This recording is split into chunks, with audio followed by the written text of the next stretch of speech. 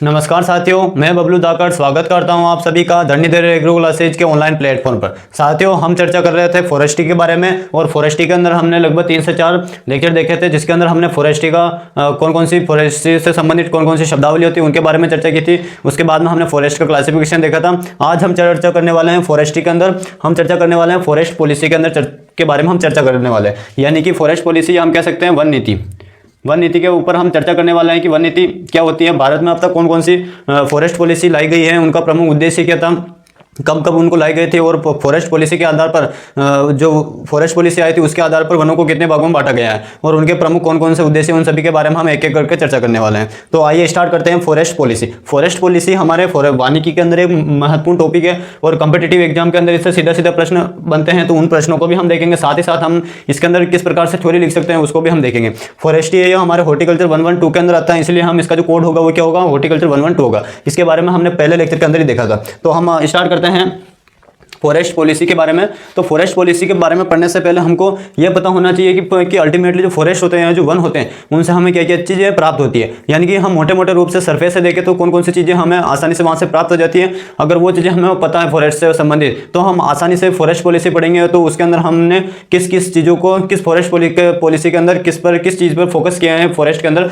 वो सारी चीज़ें हम देख लेंगे। तो सबसे पहले मैं इधर एक साइड में एक छोटा सा वन बना रहा हूँ। ये हमारा फॉरेस्ट हो जाएगा। क्या हो जाएगा, फॉरेस्ट।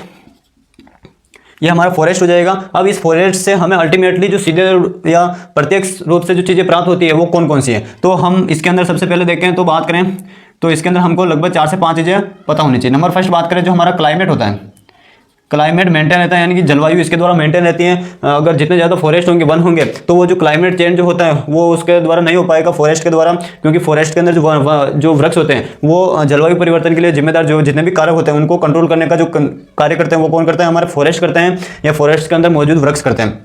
तो एक तो नंबर फर्स्ट हो जाएगा, ये हमारे क्लाइमेट को मेंटेन करते हैं। नंबर सेकंड बात करें, जो हमारा इकोसिस्टम है, इकोसिस्टम को क्या करके रखता है, बैलेंस करके एक बैलेंस बना कर रखते हैं इकोसिस्टम के अंदर। यानी कि जितना ज़्यादा हमारा पारिस्थितिकी तंत्र स्थायित्व होता है तो वो फॉरेस्ट इसके लिए जिम्मेदार होता है, किसके लिए, इकोसिस्टम बैलेंस बना कर रखता है। नंबर थर्ड की बात करें तो नंबर थर्ड हमें क्या प्राप्त होता है, फूड, यानी कि हमें भोजन की प्राप्ति होती है। नंबर फोर्थ बात करें, हमें इससे क्या प्राप्त होता है, टिम्बर प्राप्त होता है। क्या प्राप्त होता है, टिम्बर प्राप्त होता है। नंबर फिफ्थ बात करें, इससे हमारा क्या होता है, जो भी इरोजन होता है, इरोजन वो क्या होता है, कम होता है। तो अल्टीमेटली जो फॉरेस्ट है, ये फॉरेस्ट से हमें कई सारी चीज़ों की प्राप्ति होती है, तो इनके बारे में हमको पता होना चाहिए। और हम इन सभी को देखेंगे कि किस फॉरेस्ट पॉलिसी में इन सभी के ऊपर फोकस किया गया है। तो हम एक एक करके एक एक फॉरेस्ट पॉलिसी के बारे में देखते हैं कि किस फॉरेस्ट पॉलिसी के अंदर किस चीज़ पर ज़्यादा ध्यान दिया गया या ज़्यादा जोर दिया गया, उनके बारे में देखते हैं। तो आपको ये चीज़ें पता होनी चाहिए कि फॉरेस्ट से हमें क्या क्या चीज़ें प्राप्त होती है। इसका मैं एक अलग सेशन बना दूंगा कि फॉरेस्ट से हमें कौन कौन सी चीज़ें प्राप्त होती है या फॉरेस्ट का इंपॉर्टेंस क्या है। लेकिन फिलहाल हम केवल सरफेस से देख रहे हैं कि ये चीज़ें हमें प्राप्त होती है। यानी कि एक तो जलवायु हमारा मेंटेन रहता है, पारिस्थितिकी तंत्र बैलेंस बना रहता है, उसके अंदर संतुलन, जो भी हमारा भोजन की आवश्यकता होती है वो हमें प्राप्त होती है, टिम्बर प्राप्त होती है। इसके अलावा हमारा जो इरोजन होता है उसको फॉरेस्ट रोकर रखते हैं। ये इसके बारे में हमको जानकारी होनी चाहिए। अब हम देखते हैं जो पॉलिसी है, फॉरेस्ट पॉलिसी, ये भारत के अंदर फॉरेस्ट पॉलिसी कब कब लाई गई थी और अब तक कितनी फॉरेस्ट पॉलिसी अपनाई गई है भारत के अंदर। तो हम बात करें फॉरेस्ट पॉलिसी की बात करें तो भारत में अब तक कितनी 3 फॉरेस्ट पॉलिसी अपनाई गई है।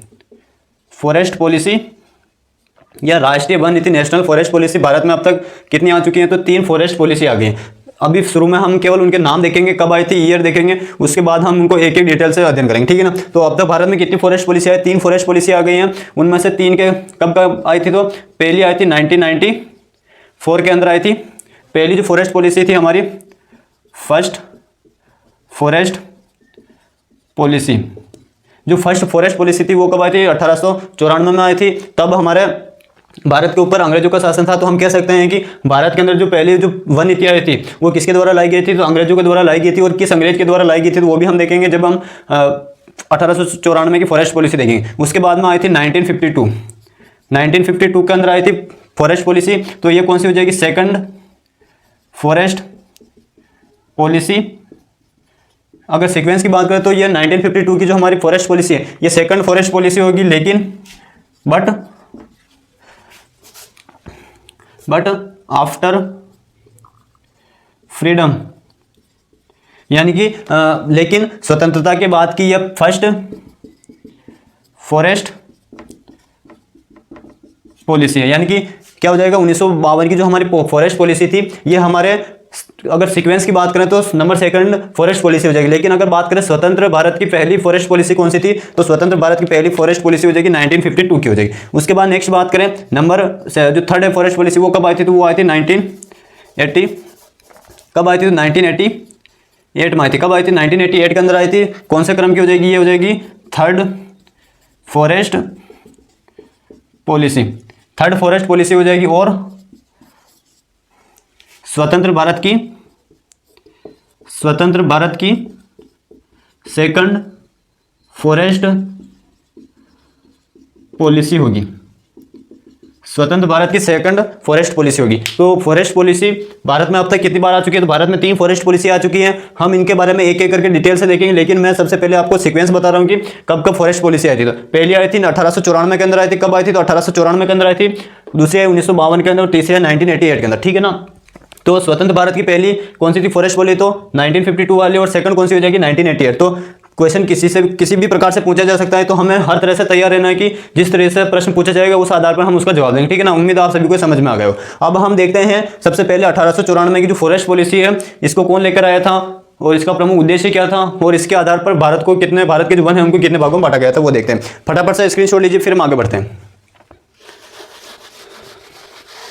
तो अब हम देखते हैं 1894 की फॉरेस्ट पॉलिसी के बारे में चर्चा करते हैं कि ये कब आई थी और इसका प्रमुख उद्देश्य क्या था लाने का। तो सबसे पहले हम फॉरेस्ट पॉलिसी देखते हैं 1894 की फॉरेस्ट पॉलिसी, ठीक है ना। तो वन नीति कब आई थी, तो ये वन नीति या फॉरेस्ट पॉलिसी आई थी 1894 के अंदर आई थी। और 1894 में ही पहली बार क्या हुआ था, तो वन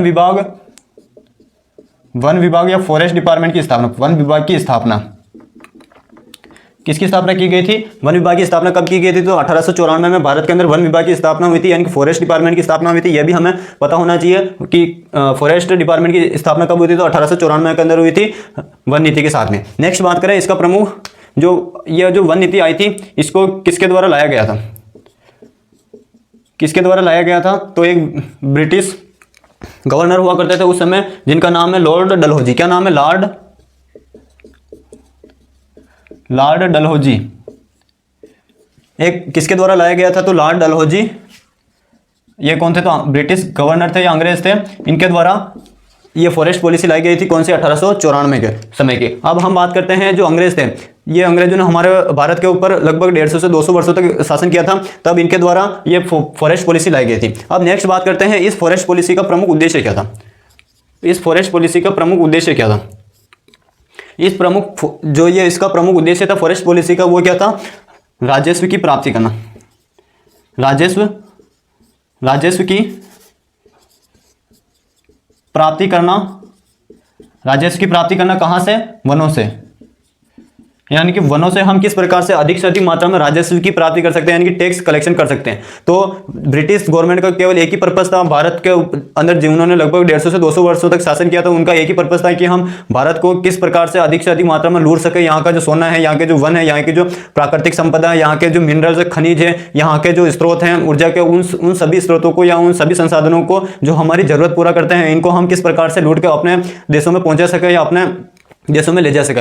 अंग्रेजों का ये प्रमुख उद्देश्य था। इसीलिए अंग्रेजों ने भारत के अंदर लगभग 150 से 200 वर्षों तक शासन किया। तो उन्होंने उस समय भारत की लगभग कितने ट्रिलियन, भारत में 200 वर्षों तक शासन किया, तो 47 ट्रिलियन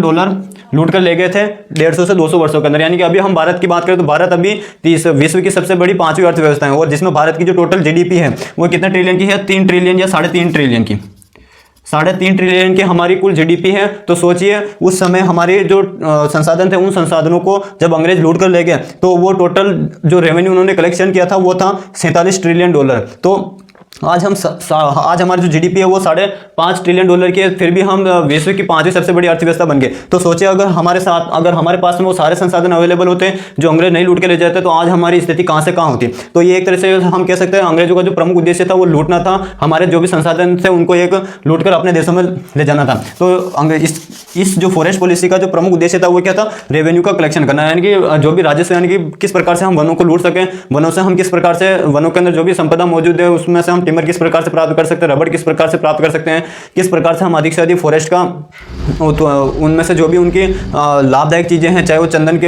लकड़ी होगी, किस प्रकार से हम फॉरेस्ट से उन चीज़ों को सभी बाहर निकाल सके जिससे हमारा रेवेन्यू प्राप्त हो जाए हमें और हमारे आवश्यकता की पूर्ति हो जाए। तो इसका जो प्रमुख उद्देश्य था वो राजस्व की प्राप्ति करना, ये इसके बारे में हमको पता होना चाहिए। नेक्स्ट बात करते हैं इस फॉरेस्ट पॉलिसी के आधार पर।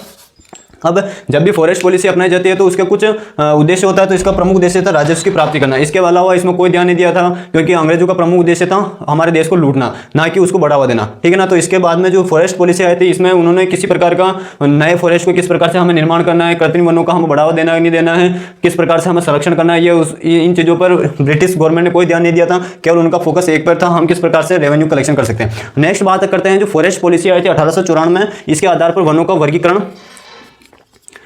वर्गीकरण 4 भागों में किया गया था।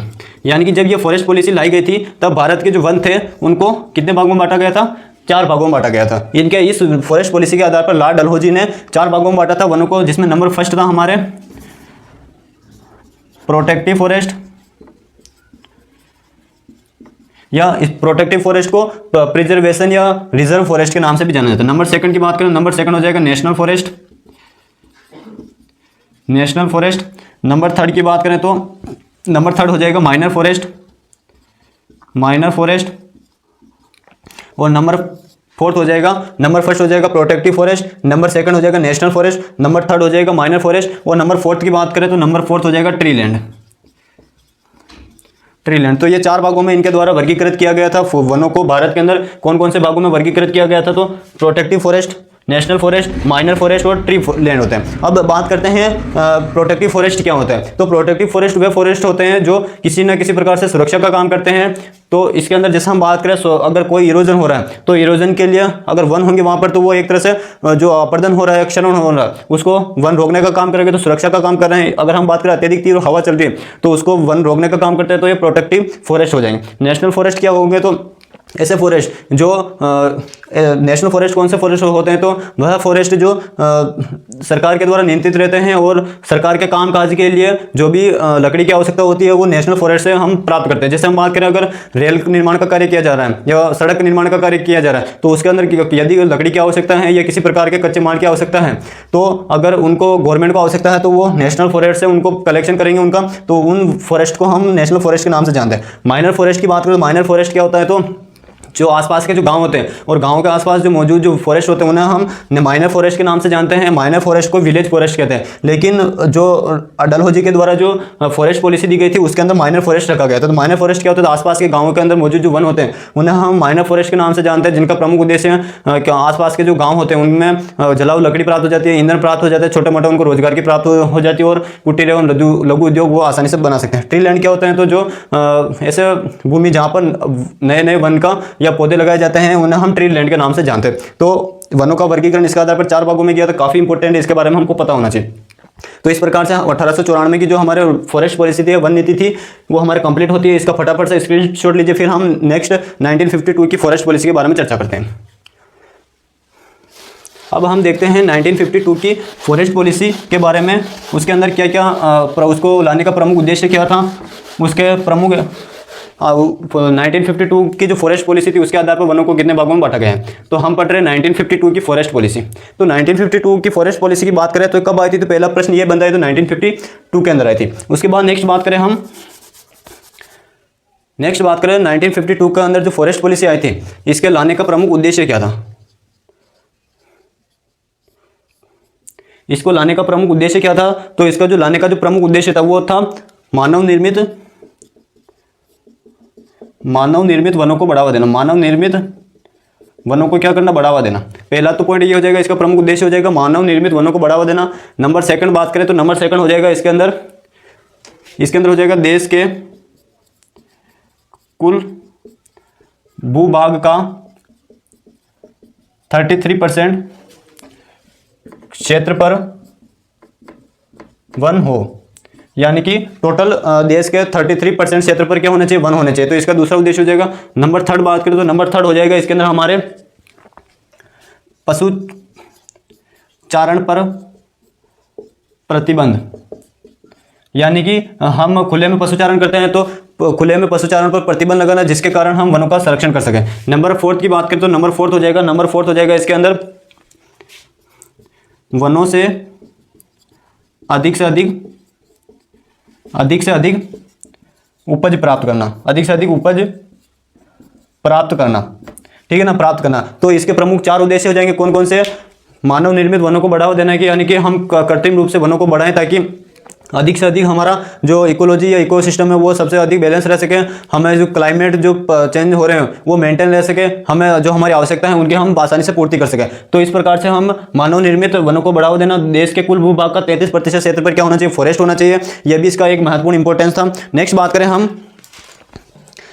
करें तो नेक्स्ट हो जाएगा इसके अंदर पशुचारण पर प्रतिबंध, यानी कि अगर गांवों में हम देखते हैं आज भी खुले में पशुचारण किया जाता है तो उस पर प्रतिबंध लगाया गया, जिससे हम वनों का अधिक से अधिक मात्रा में संरक्षण कर सकें। और अधिक से अधिक वनों से क्या प्राप्त करना? उपज प्राप्त करना, यानी कि हम वनों का संरक्षण कर रहे हैं तो उसके द्वारा हम ऐसे, अगर कृत्रिम रूप से हम वन लगा रहे हैं तो हम ऐसे वृक्षों का हमें बुआई करनी चाहिए जिनसे हमें कुछ ना कुछ प्राप्त हो सके। जैसे हम बात करें हमें शहद की प्राप्ति हो सके, इसके लिए हम ऐसे वनों को लगाना चाहिए जो मधुमक्खियों को अपनी तरफ आकर्षित करें। इसके अलावा हमें टिम्बर की उत्पादन ज़्यादा हो सके, ऐसे वनों को लगाना चाहिए जिससे हम अधिक से अधिक मात्रा में फूड का, टिम्बर का, लकड़ी का, ईंधन का या इन सभी का हमें अधिक से अधिक उत्पादन हो सके, जिससे हमें अतिरिक्त आय तो प्राप्त होगी, साथ में रोजगार भी प्राप्त होगा। इसके अलावा वहाँ पर अगर चहल पहल बनी रहेगी तो हम उस क्षेत्र का आसानी से निरीक्षण कर सकते हैं और वहाँ की हम प्रमुख रूप से उसकी सुरक्षा कर सकते हैं। तो इस प्रकार से 1952 के अंदर जो फॉरेस्ट पॉलिसी आई थी इसके प्रमुख ये उद्देश्य रखे गए थे। नेक्स्ट बात करते हैं इसके आधार पर वनों का वर्गीकरण। तो जो 1952 आई थी फॉरेस्ट पॉलिसी, इसके आधार पर फॉरेस्ट का जो क्लासिफिकेशन वो कितने भागों में किया गया था? 4 भागों में किया गया था। कौन कौन सा? नंबर फर्स्ट हो जाएगा प्रोटेक्टिव फॉरेस्ट। नंबर सेकंड की बात करें, नंबर सेकंड हो जाएगा नेशनल फॉरेस्ट। नंबर थर्ड की बात करें, नंबर थर्ड हो जाएगा हमारे विलेज फॉरेस्ट। नंबर फोर्थ की बात करें, नंबर फोर्थ हो जाएगा हमारे ट्री लैंड। क्या हो जाएगा? Tree land. यानी कि 1894 में जो फॉरेस्ट का क्लासिफिकेशन किया गया था वो का वही क्लासिफिकेशन इसमें है। उसमें केवल माइनर की जगह यहाँ पर क्या लिख दिया गया है? विलेज फॉरेस्ट नाम दे दिया, ठीक है ना। बाकी वो का वही क्लासिफिकेशन है, इनके नाम पता होना चाहिए, प्रोटेक्टिव, नेशनल और विलेज फॉरेस्ट और ट्री लैंड, इसके बारे में हमको पता होना चाहिए। अब हम इसके अंदर देखते हैं इसकी प्रमुख कुछ तथ्यात्मक जानकारी वो देख लेते हैं। जो 1952 की जो फॉरेस्ट पॉलिसी आई थी इसके अंदर यह बताया गया था कि जो प्लेन एरिया यानी कि भारत का जो मैदानी क्षेत्र, चाहे जैसे हम बात करें उत्तर प्रदेश का क्षेत्र हो गया, मध्य प्रदेश का कुछ क्षेत्र हो गया, बिहार का कुछ क्षेत्र हो गया, राजस्थान का कुछ क्षेत्र हो गया, महाराष्ट्र का कुछ क्षेत्र हो गया, यानी कि मैदानी क्षेत्र, या हम कह सकते हैं जो बीच वाला जो भारत है यानी मध्य भारत है, मध्य भारत के अंदर जो प्लेन एरिया है उसके अंदर कितने % भूभाग पर वन होने चाहिए? तो उसके अंदर होने चाहिए 33% फॉरेस्ट होने चाहिए। नेक्स्ट बात करें हिली एरिया या पहाड़ी क्षेत्रों में, यानी जैसे हम पहाड़ी क्षेत्रों की बात करें तो हमारे आ जाएंगे जैसे हिमाचल प्रदेश का क्षेत्र, हिमाचल प्रदेश का पहाड़ी क्षेत्र आ जाएंगे, उत्तराखंड का आ जाएंगे, जम्मू कश्मीर का आ जाएंगे, बिहार और उत्तर प्रदेश का ऊपरी भाग आ जाएगा, उत्तराखंड का क्षेत्र आ जाएगा, सिक्किम का क्षेत्र आ जाएगा, अरुणाचल प्रदेश, असम का ये जो पहाड़ी क्षेत्र है ये क्षेत्र आ जाएंगे। तो इन क्षेत्रों में कुल ज्योग्राफी का या कुल भूभाग का कितने % क्षेत्रों पर वन होने चाहिए? तो 66% क्षेत्र पर वन होने चाहिए। तो ये दोनों काफी इंपोर्टेंट क्वेश्चन है, हर बार एग्जाम के अंदर किसी ना किसी एग्जाम में पूछे जाते हैं कि प्लेन एरिया के अंदर कितने % होना चाहिए 33 और हिली एरिया के लिए कितना होना चाहिए 66% हमारे फॉरेस्ट होना चाहिए। इसके बारे में हमको तथ्यात्मक जानकारी पता होना चाहिए। तो हमारी जो 1952 की जो फॉरेस्ट पॉलिसी है वो कंप्लीट होती है। इसके प्रमुख उद्देश्य क्या था ये इसके बारे में हमको पता होना चाहिए। और वनों का वर्गीकरण 4 भागों में किया जाता है, प्रोटेक्टिव, नेशनल, विलेज फॉरेस्ट और ट्री लैंड, इसके बारे में हमको पता होना चाहिए। तो इसके अंदर हमें याद करने वाली कौन कौन सी चीज़ हो जाएगी? नंबर फर्स्ट हो जाएगी प्लेन एरिया और हिली एरिया के बारे में, और इसका प्रमुख उद्देश्य क्या था तो वो इसके बारे में हमको पता होना चाहिए, ठीक है ना। ये हमारा 1952 की जो फॉरेस्ट पॉलिसी होती है वो कंप्लीट होती है। फटाफट से इसका स्क्रीनशॉट लीजिए, फिर हम 1988 की जो फॉरेस्ट पॉलिसी है उसके ऊपर विस्तार से चर्चा करते हैं। अब बात करें हम साथियों 1988 की जो फॉरेस्ट पॉलिसी है उसके बारे में चर्चा करें तो उसको जो लाने का जो प्रमुख उद्देश्य था वो उद्देश्य था हमारा 1988 की जो फॉरेस्ट पॉलिसी थी ये कब आई थी? तो ये 1988 के अंदर आई थी। अब इस जो फॉरेस्ट पॉलिसी थी इसके अंदर क्या किया गया? तो इसके अंदर क्या किया गया? तो 1952 की फॉरेस्ट पॉलिसी में संशोधन किया गया। क्या किया गया था? में संशोधन किया गया, यानी कि इसके अंदर जो भी चीजें मेंशन की गई थी वो उसका जो आधार रखा गया था, बेस रखा गया था वो 1952 की जो फॉरेस्ट पॉलिसी थी वही रखा गया था, लेकिन उसमें कुछ परिवर्तन किए गए। उसमें कुछ परिवर्तन करके कुछ नए संशोधन ऐड किए गए, नया निर्णय लिया गया। उसी पॉलिसी को हमने क्या नाम दिया, 1988 नाम दिया। और अभी तक भारत के अंदर 2022 तक जो फॉरेस्ट पॉलिसी है, जो उसके उद्देश्य और उनके जो मापदंड रखे जाते हैं, वो 1988 के फॉरेस्ट पॉलिसी के अंदर जो लिए गए थे वही मापदंड रखे जाते हैं। इसके बाद अभी तो भारत के अंदर कोई फॉरेस्ट पॉलिसी नहीं आई थी। हालांकि भारत सरकार ने एक ड्राफ्ट पेपर बनाया था, जिसके अंदर 2019 के अंदर, मार्च 2019 के अंदर एक चौथी फॉरेस्ट पॉलिसी लाने का उनका प्रमुख उद्देश्य था, लेकिन किसी कारणवश से नहीं लेकर आए। लेकिन ड्राफ्ट पूरी तरह से कंप्लीट हो चुका था, लेकिन किसी कारणवश से नहीं लेकर आए थे। लेकिन प्रश्न यह भी पूछा जा सकता है कि भारत सरकार के द्वारा अगर चौथी फॉरेस्ट पॉलिसी लाने की तैयारी की गई थी तो हाँ की गई थी, इसका आंसर होगा राइट। हाँ की गई थी, कब की गई थी, तो 2019 में की गई थी। किस पर की गई थी, तो इसका पूरा ड्राफ्ट तैयार कर लिया गया था। ड्राफ्ट क्या होता है, तो उसकी यानी कि आधे से ज़्यादा उसकी कागजी कार्यवाही कंप्लीट हो गई थी, लेकिन किसी कारणवश से उसको फुलफिल नहीं किया गया। ठीक है ना। तो 1988 की फॉरेस्ट पॉलिसी में क्या किया गया था, 1952 की फॉरेस्ट पॉलिसी में संशोधन किया गया था। इसके बारे में हमको पता होना चाहिए। उसके बाद नेक्स्ट बात करें हम, जो 1988 की जो फॉरेस्ट पॉलिसी, इसमें बात करें इसके प्रमुख उद्देश्य क्या थे। प्रमुख उद्देश्य क्या थे, तो प्रमुख उद्देश्य हो जाएंगे इसके क्या, 3 प्रमुख उद्देश्य हो जाएंगे। कौन सी, इसकी ट्रिक क्या हो जाएगी, पीसीडी। क्या हो जाएगी, पीसीडी। पीसीडी के अंदर इसके जो प्रमुख उद्देश्य वो कंप्लीट होते हैं हमारे।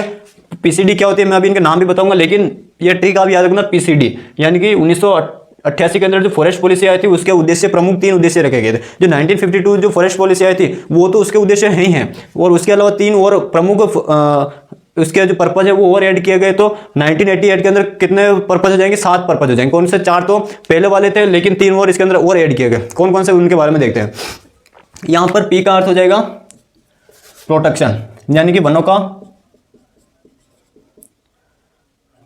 वनों की सुरक्षा, वनों की सुरक्षा करना। ठीक है ना। पी से क्या हो जाएगा, प्रोटेक्शन। सुरक्षा को हम किस नाम से जानते हैं, प्रोटेक्शन के नाम से जानते हैं, प्रोटेक्शन।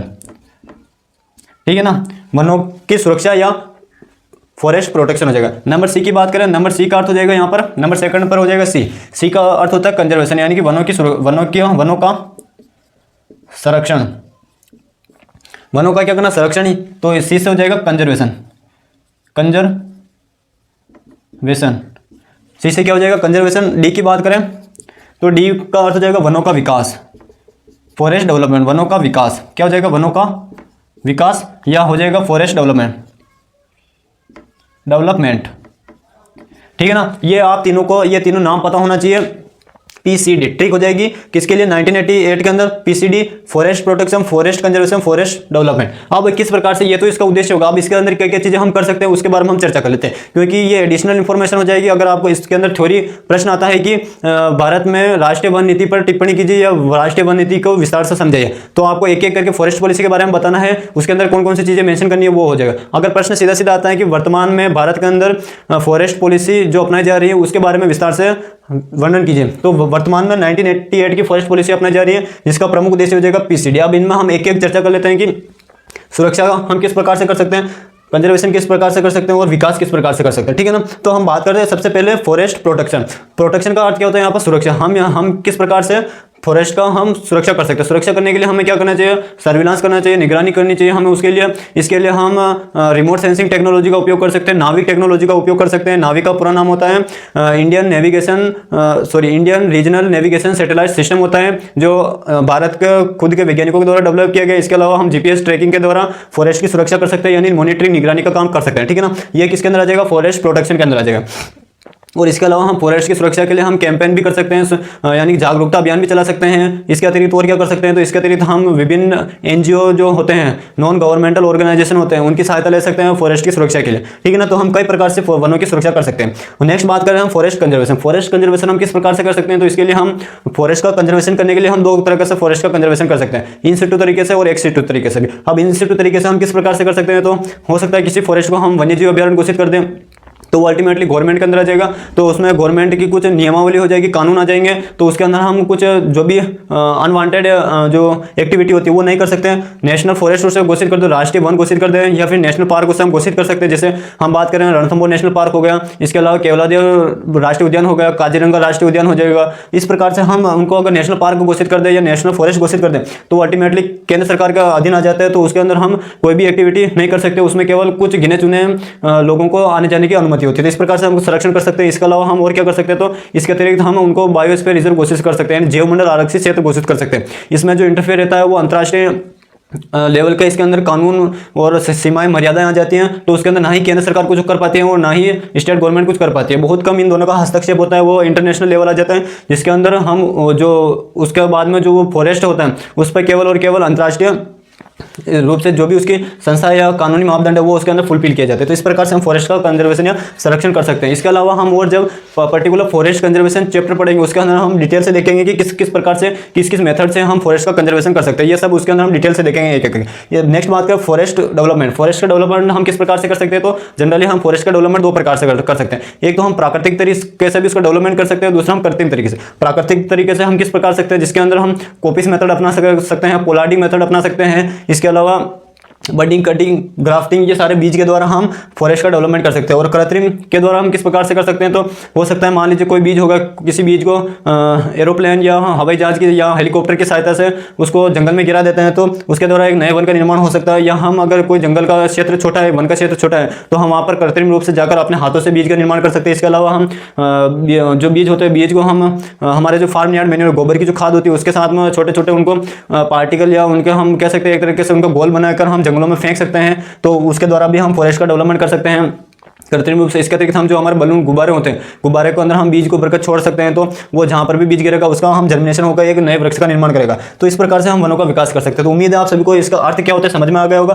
पर्टिकुलर हम इन चैप्टर के बारे में अलग अलग पढ़ेंगे। फॉरेस्ट प्रोटेक्शन किस प्रकार से कर सकते हैं, फॉरेस्ट कंजर्वेशन किस प्रकार से कर सकते हैं, फॉरेस्ट डेवलपमेंट किस प्रकार से कर सकते हैं। घबराइए नहीं, केवल आप केवल नाम सुने और इनका अर्थ क्या होता है वो समझने का प्रयास कीजिए, ठीक है ना। इन सभी के बारे में हम अलग अलग विस्तार से भी पढ़ेंगे, लेकिन फिलहाल इसका जो प्रमुख उद्देश्य है फॉरेस्ट पॉलिसी 1988 का, वो मैंने बताने का प्रयास किया है। इसकी प्रमुख ट्रिक हो जाएगी PCD, forest protection, forest conservation, forest development. उम्मीद आपको समझ में आ गया होगा इसका प्रमुख उद्देश्य क्या। अब नेक्स्ट हम चर्चा करते हैं जो हमने इसमें मेन टर्म में क्या यूज लिया था। हमने टर्म लिया था, इसमें संशोधन किया गया था। संशोधन किसके अंदर किया गया था, जो 1952 की जो फॉरेस्ट पॉलिसी थी उसके अंदर संशोधन करके नई फॉरेस्ट पॉलिसी बनाई गई थी, वो बनाई गई थी 1988 के अंदर। तो इसमें कौन कौन से संशोधन किए गए थे उनके बारे में हमको पता होना चाहिए। तो हम बात करें यहाँ पर संशोधन की, किसकी बात करें, संशोधन की। संशोधन की बात करें तो नंबर फर्स्ट जो इसमें संशोधन हो जाएगा वो क्या हो जाएगा। अब तक हमने दो फॉरेस्ट पॉलिसी के बारे में पढ़ा, 1894 की फॉरेस्ट पॉलिसी और दूसरा हमने पढ़ा 1952 की फॉरेस्ट पॉलिसी। इसके अंदर हमने कहीं शब्द यूज में नहीं किया कि जो फॉरेस्ट पॉलिसी है इसके अंदर यह बताया गया कि हम वनों के ऊपर भी रिसर्च का काम करेंगे, वनों के ऊपर भी हम अनुसंधान करेंगे, वनों के संरक्षण के लिए हमें उसमें कौन कौन सी टेक्नोलॉजी का उपयोग करना चाहिए, यह अब तक हमें कहीं पर भी इस शब्द का नहीं सुना। तो 1988 के अंदर इसमें पहला जो संशोधन किया गया था वो ये संशोधन किया गया कि इसको भी हम अकेडमिक रूप में लेकर आएंगे, यानी कि फॉरेस्ट्री को एक अकेडमिक नाम दे दिया गया। यानी कि हम ये कह सकते हैं कि फॉरेस्ट्री के अंदर अब रिसर्च का काम भी होने लगेगा। जैसे हम बात करें साइंस के अंदर रिसर्च का काम होता है, एग्रीकल्चर के अंदर रिसर्च का काम होता है, अब फॉरेस्ट्री के अंदर भी रिसर्च का काम करना स्टार्ट हो गया था। तो इसमें पहला संशोधन क्या हो जाएगा, जो फॉरेस्ट्री है, फॉरेस्ट्री को अकेडमिक मान्यता प्राप्त की थी, अकेडमिक मान्यता मिली। अब अकेडमिक का यहां पर अर्थ क्या होता है, तो अकेडमिक का अर्थ हो जाएगा यहां पर अनुसंधान का कार्य।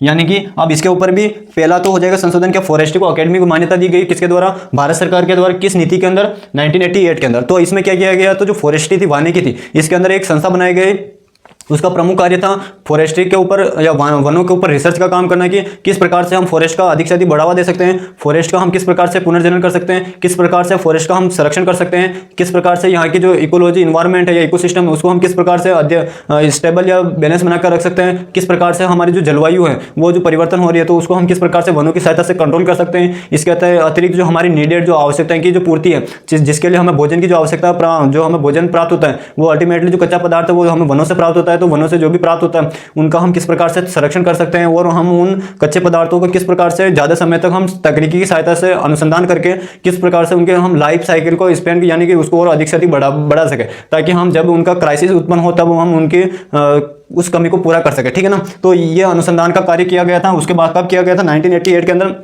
तब जाकर अनुसंधान का कार्य स्टार्ट हुआ। और आज राजस्थान के अंदर एमपीओटी यूनिवर्सिटी के अंदर इसके लिए अलग से कॉलेज बनाया गया फॉरेस्ट्री का, और झालावाड़ के अंदर राजस्थान सरकार के द्वारा एक अलग से कॉलेज संचालित किया जा रहा है जिसमें केवल फॉरेस्ट्री संचालित है और हॉर्टिकल्चर संचालित है। हॉर्टिकल्चर का पार्ट है फॉरेस्ट्री, तो वहाँ पर इसको खूब अच्छे से पढ़ाया जाता है, खूब अच्छे से वहाँ पर रिसर्च का काम होता है। तो भी इसी कारण से इसमें रिसर्च का काम प्रारंभ हुआ। किसके द्वारा, अकेडमिक मान्यता दी गई थी, कब दी गई थी, 1988 के अंदर। फर्स्ट तो हमारा ये हो जाएगा फॉरेस्ट्री को अकेडमिक मान्यता मिली। नंबर सेकंड संशोधन की बात करें तो इसमें क्या किया गया, तो इसमें नए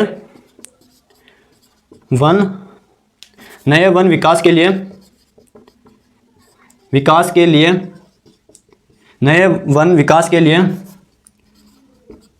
कार्य योजना व रणनीति तैयार की गई। यानी कि नए वन विकास, यानी अगर हम मान लीजिए किसी फॉरेस्ट का डेवलपमेंट करना है, विकास करना है, तो उसके लिए हमें किस प्रकार से, अगर मान लीजिए कि हम किसी फॉरेस्ट का विकास कर रहे हैं जहाँ पर पहले फॉरेस्ट था लेकिन किसी कारणवश से वहाँ पर वनोन्मूलन हो गया, शिफ्टिंग कल्टीवेशन या टोंगे कल्टीवेशन के द्वारा उस वन को वहाँ से जला दिया गया, तो वहाँ पर फॉरेस्ट खत्म होगा। अब हम उसी जगह वापस अगर नए फॉरेस्ट का डेवलपमेंट कर रहे हैं तो उसके लिए हमें किस प्रकार से कार्य योजना बनानी होगी। ये निर्णय लिया गया किसके अंदर, 1988 की फॉरेस्ट पॉलिसी के अंदर। नंबर 2 बात करें उसकी किस प्रकार से योजना बनानी है, यानी कि अल्टीमेटली हमें उसके लिए किस प्रकार से कदम उठाने चाहिए, किस प्रकार से हम उसका सर्विलांस करेंगे, निगरानी का काम करेंगे, वो सारी चीजें इसके अंदर मेंशन की गई थी। किसके अंदर, 1988 की फॉरेस्ट पॉलिसी के अंदर। तो नए वन विकास के लिए कार्य योजना और रणनीति तैयार की गई थी, हम किस प्रकार से फॉरेस्ट का डेवलपमेंट करेंगे। नंबर 3 की बात करें तो नंबर 3 हो जाएगा इसके अंदर संशोधन। इस नंबर 3 हो जाएगा जैव विविधता व वन्यजीव संरक्षण के लिए, जैव विविधता व वन्यजीव संरक्षण के लिए योजना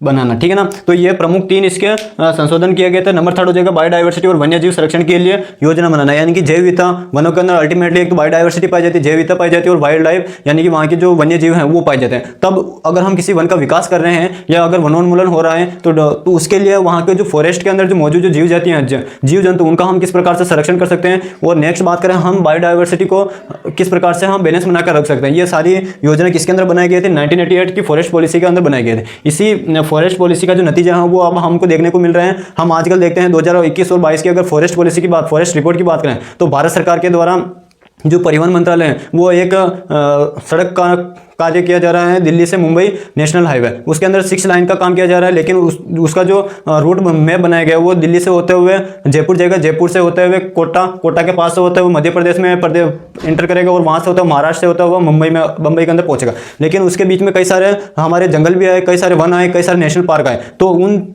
सड़क कार्य के लिए इन तीनों चीज़ों को ध्यान में रखा गया। तो उसके अंदर क्या गया, सबसे पहले रिसर्च का काम किया गया कि हम किस प्रकार से रोड मैप तैयार करेंगे जिसके अंदर जो हमारे जैव विविधता है, वन्य जीव है, उनका कोई नुकसान नहीं हो और हमारा कार्य भी हो जाए और इन्हें भी कोई नुकसान नहीं हो। नेक्स्ट बात करें वन का विकास, यानी कि अगर रोड का कार्य किया जा रहा है तो वहाँ पर वनों को कटाई भी की जाएगी। तो हम किस प्रकार से वन का विकास, नए वन का विकास करें कि जहाँ यहाँ अगर किसी वन का क्षति हो रही है तो उसकी क्षति की पूर्ति हम दूसरी जगह उसके आसपास के क्षेत्र में हम कर सकें। तो ये उसके लिए भी इसमें कार्य योजना बनाई गई। तो इस प्रकार से हमारा जो फॉरेस्ट पॉलिसी जो चैप्टर होता है वो कंप्लीट होता है।